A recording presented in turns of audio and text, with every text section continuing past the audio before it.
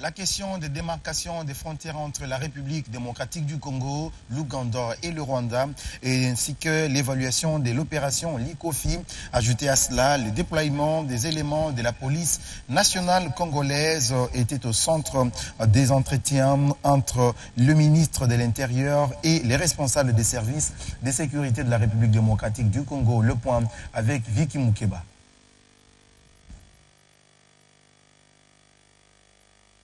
Autour du ministre de l'Intérieur, les responsables des services de sécurité, des migrations, ainsi que les présidents des commissions nationales des réfugiés et des frontières. Ensemble, ils ont évoqué la question de démarcation des frontières à certains endroits entre la RDC et l'Ouganda, au niveau d'Aru, entre la RDC et le Rwanda, ainsi que l'évaluation de l'opération Likofi pour lutter contre le phénomène Kuluna.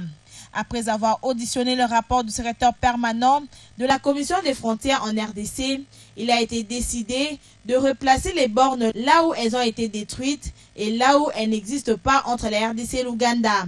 Le même travail devra se faire à certains points de la frontière entre la RDC et le Rwanda.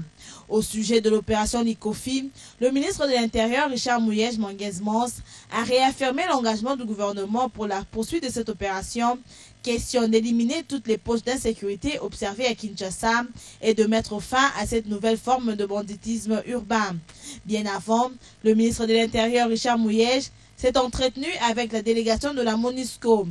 La question des espaces, jadis occupés par les rebelles du 1-23 et les ADF Nalou, nécessite un redéploiement des éléments de la PNC pour la sécurisation des personnes et de leurs biens.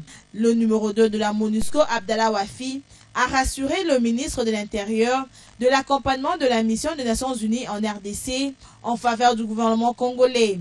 Enfin, Richard Mouyej a parlé avec les députés honoraires de la première législature 2006-2011. Ce dernier projette d'organiser un sit-in pour réclamer le paiement des arriérés de leurs primes et de leurs émoluments couvrant la période de décembre 2011 à février 2012.